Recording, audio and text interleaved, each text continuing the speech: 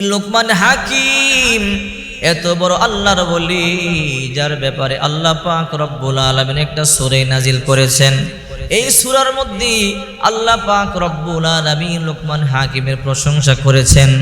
অথচ শুনলে অবাক হবেন, এই পৃথিবীর মধ্যে সবচেয়ে বেশি কালো ছিল তিনজন মানুষ, এর মধ্যে একজন লোকমান হাকিম। একবার তাকাইলে দ্বিতীয়বার তাকাইতে মনে চায় নাই। একদম বেডঙ্গা বেসাইজ খাটো লোকমান হাকিম একজন গরিব মানুষ ছিল। লোকমান হাকিম একজন মালিকের গোলাম ছিল, মালিকের বকরি বেড়া দুম্বা চড়াইতো। লোকমান হাকিম বকরি বেড়া দুম্বা সারিয়া দিয়া পাহাড়ের চূড়ায় সাজদায় পড়ে পড়ে চোখের পানিগুলো সারিয়া কান্ত, মালিক দুনিয়ার মধ্যে তুমি আমার গরিব বানাইছো, দুনিয়ার মধ্যে আমার বেডঙ্গা বেসাইজ বানাইছো। ও মালিক, দুনিয়ার মধ্যে আমার কালো বানাইছো, মানুষ আমাকে দেখতে পারে না, ভালোবাসে না। একবার তাকাইলে দ্বিতীয়বার আমার দিকে তাকায় না। ওগো আল্লাহ, মানুষ আমাকে ঘৃণা করে কিন্তু আমার দুঃখ নাই, তুমি কিন্তু আমাকে ঘৃণা করিও না। ওই লোকমান হাকিম কালো বেটে বেডঙ্গা বেসাইজ, অথচ ওই লোকমান হাকিম আল্লাহ পাকের এত প্রিয় হয়ে গেছে। ইবাদত বন্দেগী করবার মাধ্যমে আল্লাহ পাক রব্বুল আলামিন তার ব্যাপারে একটা সূরা নাজিল করেছেন। আল্লাহ তাআলা তার গুণাবলীগুলো প্রশংসা করেছেন। এই জন্য আল্লাহ পাক রব্বুল আলামিন বলেন, আমি তোমাদের অন্তর দেখি, তোমাদের অন্তরের ভিতরে আমার ভালোবাসা দেখি। রাসূল করিম সাল্লাল্লাহু আলাইহি ওয়াসাল্লাম বলেন, ইন্নাল্লাহা লা ইয়ানজুরু ইলা সুওয়ারিকুম ওয়া আমওয়ালিকুম ওয়ালাকিন ইয়ানজুরু ইলা কুলুবিকুম ওয়া আমালিকুম। আল্লাহ তোমাদের সূরত দেখেন না, ধন সম্পদ দেখেন না, আল্লাহ তাআলা দেখেন তোমাদের ঈমান আর আমল। মৃত্যুর পরে এই দেহ পচে যাবে, সৌন্দর্য মাটির সাথে বিলীন হয়ে যাবে, এই অর্থ সম্পদ কোনো কাজে আসবে না। এই জন্য রাসূল করিম সাল্লাল্লাহু আলাইহি ওয়াসাল্লাম বলেন, আল্লাহ তাআলা দেখেন তোমাদের ঈমান আর আমল। লোকমান হাকিমের মালিক লোকমান হাকিমকে বড় ভালোবাসতো, বড় মোহাব্বত করত। বিশাল বড় একটা আঙ্গুরের বাগান দেখাশোনা করবার জন্য লোকমান হাকিমকে দায়িত্ব দিল। লোকমান হাকিম আঙ্গুরের বাগান দেখাশোনা করেন, বহুদিন দেখাশোনা করলেন। লোকমান হাকিম এই আঙ্গুরের বাগানের আঙ্গুর অনেক মিষ্টি, এই আঙ্গুরের বাগান অনেক মিষ্টি, এই আঙ্গুরের বাগান দিয়ে মালিক অনেক লাভবান হয়ে গেছে। এই আঙ্গুরের বাগান বিক্রি করিয়ে মালিকের সুনাম হয়ে গেছে। তখন এই দেশের লোকেরা বলে, কোন বাগানের আঙ্গুর এত সুস্বাদু, ওই বাগানটা আমরা দেখব। মালিকের একজন বন্ধু ছিল, বন্ধু টাকাওয়ালা পয়সাওয়ালা বড় ধনী মানুষ। লোকমান হাকিমের মালিকের বন্ধু বলে, বন্ধুরে তোমার আঙ্গুরের বাগানটা দেখতে যাব, কেমন আঙ্গুর হয়, তোমার আঙ্গুরের এত সুনাম, ওই বাগানটা দেখতে যাব। আমি ওই বাগানের মধ্যে গিয়ে একটু সরাসরি রস পান করব, যাব। লোকমান হাকিমের মালিক তার লোকমান হাকিমকে বলে, রে লোকমান হাকিম, আমার একজন প্রিয় বন্ধু এই বাগান দেখবার জন্য আসবে। এই বাগান দিয়ে আমি কোটি কোটি টাকার মালিক হয়েছি, এই বাগান দিয়ে আমি ধনী হয়েছি রে লোকমান হাকিম। এই বাগানের সুনাম শুনবার পরে এখন আমার বন্ধুরা দেখবার জন্য আসবে। লোকমান হাকিম বললেন, ঠিক আছে মালিক, কোন দিন আসবে? অমুক দিন আসবে। ঠিক আছে রে লোকমান, সর্বশ্রেষ্ঠ আঙ্গুর যেই গাছের মধ্যে ধরে ওই মিষ্টি আঙ্গুরটা আমার বন্ধুরে পান করাইবা। এরপরে কয়েকদিন পরে মালিকের বন্ধু বেড়াইবার জন্য চলে আসলো, বাগানটা দেখবার জন্য। মালিককে বলল, ও বন্ধু আমার, চলো তোমার বাগান দেখবার জন্য বাগানের মধ্যে যাব। বাগান দেখবার জন্য বাগানের মধ্যে চলে আসলো। এত সুন্দর বাগান কে দেখাশোনা করে, এমন পরিপাটি করিয়া কে রাখে? বলে, এই রাখালটা। লোকমান হাকিমের দিকে তাকাইয়া তার বন্ধু বলে, দেখতে বড় সুন্দর নয়, কিন্তু তার কাজ বড় ভালো, নিশ্চয়ই তার অন্তরটাও বড় ভালো। এই বালকের কারণে তোমার বাগানটা এত সুন্দর, আঙ্গুর এত মিষ্টি, এই জন্য তুমি এত লাভবান হইছ।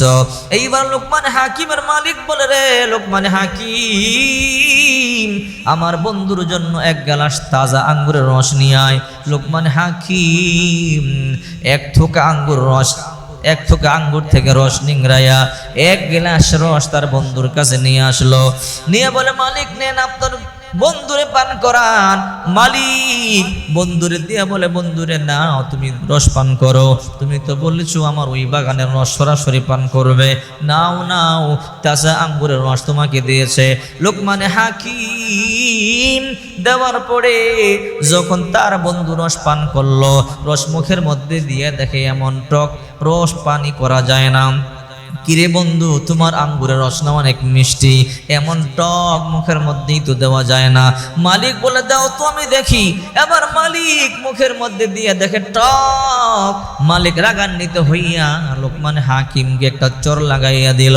রে লোকমান, আমার মান সম্মান কেন নষ্ট করলি?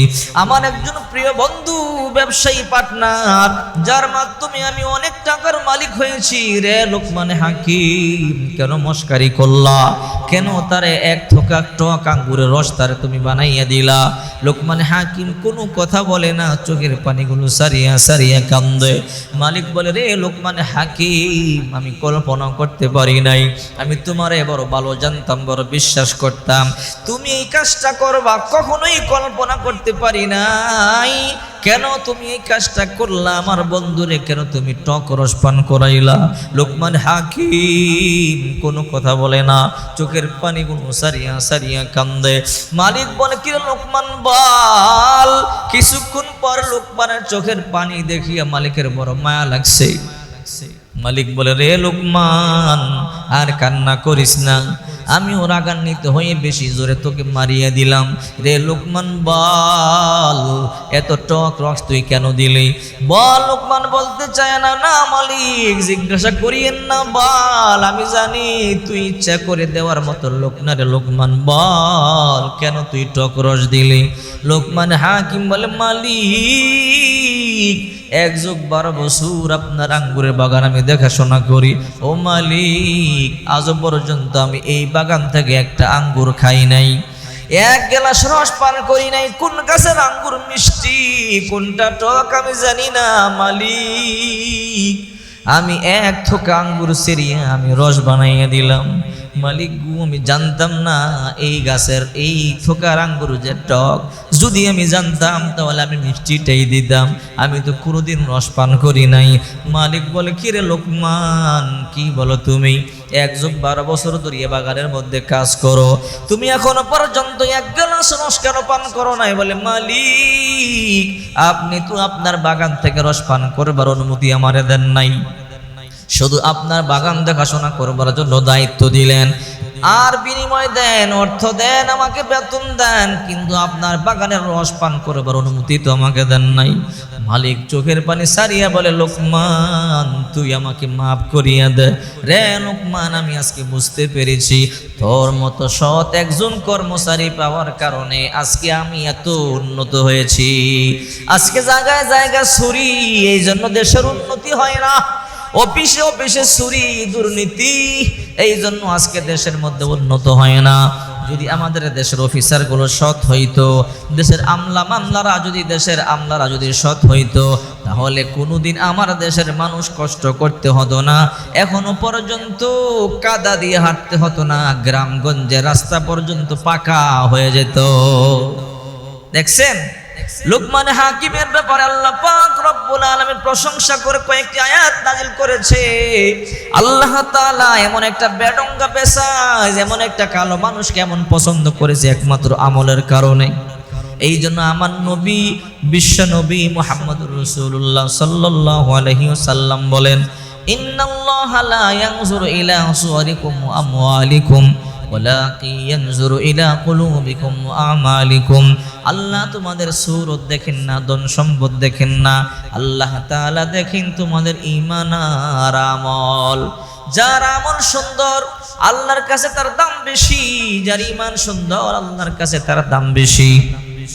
এই জন্য আল্লাহ পাক রব্বুল আলামিন বলেন, আল্লাযী খালাকাল মাউতা ওয়াল হায়াতা লিয়াবলুয়াকুম আইয়ুকুম আহসানু আমালা। আল্লাহ তাআলা তো দেখেন কার আমল সুন্দর, কার আমল ভালো।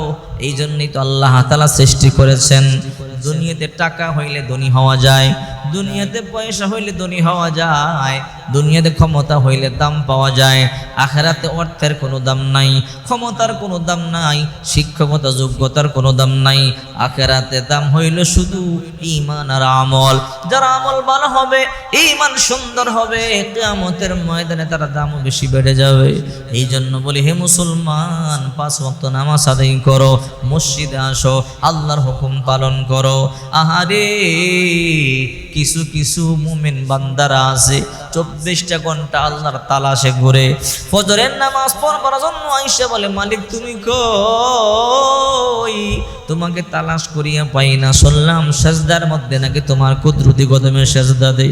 ও মালিক, এই ফজরের নামাজের মধ্যে নাকি তুমি নামাজ পড়লে, নাকি কোরআন তেলাওয়াত করলে, নাকি তুমি জবাব দাও। ও মালিক, তাই ফজরের নামাজ পড়বার জন্য আসলাম। ফজরের নামাজ পড়ে আল্লাহ দরবারে কান্না করে, আল্লাহ তোমাকে দেখতে চাই, কিন্তু আল্লাহকে তো দেখতে পারে নাই। বলে, আল্লাহ তোমাকে ফজরে দেখতে পারি নাই, তোমারে জোহরে দেখবো। জোহরের নামাজ পড়বার জন্য আসে, কত আশা নিয়ে, কত স্বপ্ন নিয়া, আমি আমার মালিককে দেখবো, সাক্ষাৎ করব। জোহরের নামাজের সাজদায় গিয়ে কান্দি, মালিক তোমাকে দেখতে চাই, কিন্তু জোহরের নামাজও দেখতে পারলো না। চোখের পানি নিয়ে, বুক ভরা বেদনা নিয়ে আবার ফিরিয়া যায়। আসরের নামাজে আসবো, মালিককে দেখবো। আসরের নামাজ পড়বার জন্য আসলো, মালিক তুমি কই? আহারে, আসরের নামাজও আল্লাহর দেখা পাইল না, চোখের পানি সারিয়া কান্না করিয়া চলিয়া গেল। আহারে, আবার মাগরিবে আল্লাহর সাক্ষাৎ হবে, আশা নিয়ে মাগরিবের নামাজ পড়বার জন্য আসছে। মাগরিবের নামাজ আদায় করে, কিন্তু আল্লাহর সাক্ষাৎ পায় না। বান্দা চোখের পানিগুলো সারিয়া বলে, মালিক জোহর ফজরে তোমারে পাইলাম না, জোহরে পাইলাম না, আসরে পাইলাম না, মাগরিবে পাইলাম না। আল্লাহ তোমার সাক্ষাৎ নিয়ে আমি মাগরিব এশার সময় পাই। এশারের নামাজ যখন মুয়াজ্জিন আজান দেয়, বকবার আশা নিয়ে, স্বপ্ন নিয়ে মালিকের সাক্ষাৎ পাবে, সেই জন্য নামাজ পড়বার জন্য আসে। আহারে, সাজদায় গিয়ে বলে, মালিক তুমি কই? তোমাকে আমি দেখতে চাই। এত নিয়ামত তুমি আমার দিছো, এত সুন্দর তোমার সৃষ্টি, তোমাকে না দেখলে কলিজা ঠান্ডা হবে না। আল্লাহ তাআলা বলে, রে বান্দা, এই দুনিয়ার চর্ম চক্ষু দিয়ে তুই আমারে দেখতে পারবি না। এই বান্দাগুলো তখন চোখের পানি সারিয়া কান্না করিয়া চলিয়া যায়। কিয়ামতের ময়দানে সবাই সবার চিন্তায় থাকে। আল্লাহর পাগলগুলো 24টা ঘন্টা দুনিয়ার মধ্যে যেমন আল্লাহর পাগল ছিল, কিয়ামতের ময়দানে পর্যন্ত আল্লাহর পাগল থাকবে। তারা দৌড়াবে, মালিক তুমি কই? দুনিয়াতে তোমারে পাইলাম না, এখন তোমাকে আমরা হাসরের ময়দানে দেখতে চাই। হাসরের ময়দানটা দৌড়াবে আর বলবে, মালিক তুমি কই? মালিক তুমি কই? ক্লান্ত হয়ে, পরিশ্রান্ত হয়ে আরশে আজিমের পায়ার নিচে বসে বসে বলবে, মালিক দুনিয়ায় তুমি সাক্ষাৎ দিলা না, আজকে কি হাসরের ময়দানে তুমি সাক্ষাৎ দিবা না? ক্লান্ত হয়ে চোখের পানিগুলো সারিয়ে সারিয়ে কাঁদবে।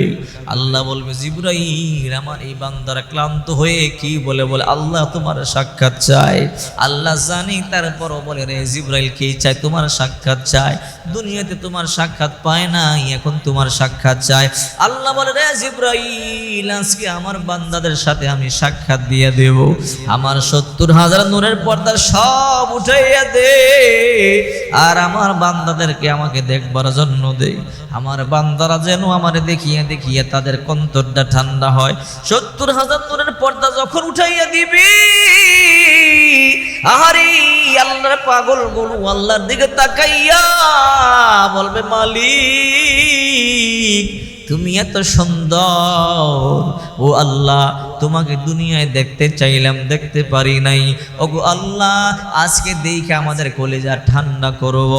আল্লাহর দিকে তাকাইয়ে থাকবি।